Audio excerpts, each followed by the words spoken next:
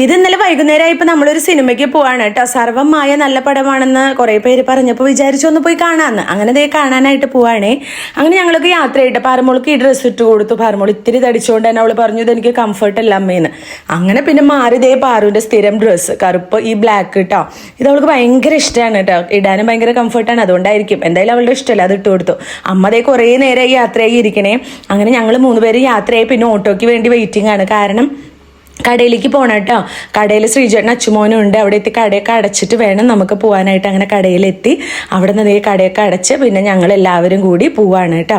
തൃശ്ശൂർ രാഗത്തിൽ തന്നെയാണ് നമുക്ക് ടിക്കറ്റ് കിട്ടിയിരിക്കുന്നത്. അപ്പം ഞാൻ കുറച്ച് ഓറഞ്ച് മേടിച്ചിട്ടുണ്ടായിരുന്നു, അത് വണ്ടിയിലിരുന്ന് കഴിക്കുകയാണ്. ഭക്ഷണമൊക്കെ കഴിച്ചിട്ടാണ് പോയത്, എങ്കിലും ഓറഞ്ച് മേടിച്ച് കൈപിടിച്ചു. അങ്ങനെ ദാ തൃശ്ശൂർ എത്തിയപ്പോൾ നമ്മുടെ ലൂർദ് പള്ളി ഉണ്ടല്ലോ, അവിടെയും ഈ തോപ്പ് സ്കൂളിൻ്റെ അവിടെയൊക്കെ നല്ല ഭംഗിയുണ്ട് കേട്ടോ. എന്താ പറയുക, ലൈറ്റൊക്കെ ഇട്ട് എനിക്ക് തോന്നുന്നു പെരുന്നാളാന്ന് തോന്നുന്നുണ്ട്.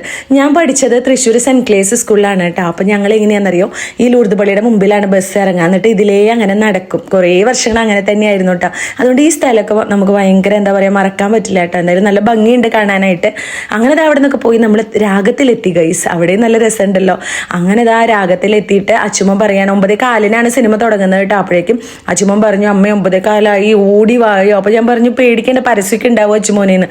പക്ഷെ അവൻ പറയാ എനിക്ക് ആ കർട്ടൻ പൊന്തിക്കുന്നത് കാണാൻ. രാഗത്തിൽ അതൊരു പ്രത്യേക വൈബാണല്ലോ, ഈ കർട്ടൻ പൊന്തിക്കുന്നതും ആ ഒരു മ്യൂസിക്കൊക്കെ. അങ്ങനെ അച്ചുമോൻ അത് കാണണമെന്ന് ഭയങ്കര ആഗ്രഹമായതുകൊണ്ട് തന്നെ വേഗം നമ്മൾ ഓടി പോവാണ് കേട്ടോ. പക്ഷെ അമ്മയ്ക്ക് ഓടാൻ പറ്റില്ല, അമ്മയ്ക്ക് കാലുവേദന ഉണ്ട്. അതുകൊണ്ട് ഞങ്ങൾ പുറകിലാണ്. ശ്രീജേട്ടനും പാറും അച്ചും കൂടി വേഗം ഓടിപ്പോയി അത് കാണാൻ വേണ്ടിയിട്ട് ഓടുന്നതാണ് കേട്ടോ. അങ്ങനെ ഒരു അവസാനം ഇപ്പം ഇത്രയും ഭാഗ്യം കണ്ടുള്ളൂ.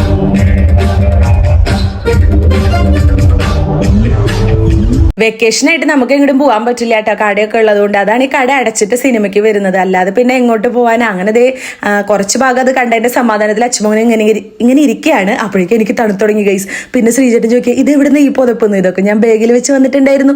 അങ്ങനെ ഇന്റർവെല്ലായപ്പോൾ ഐസ്ക്രീം മേടിക്കാൻ പോണു പാറുമോള്. ഇവിടെയാണെങ്കിൽ തണുത്തിട്ട് വയ്യ. അങ്ങനെ പാറുവിന് അച്ഛനും മാത്രം ഐസ്ക്രീം മേടിച്ചല്ലോ കേട്ടോ.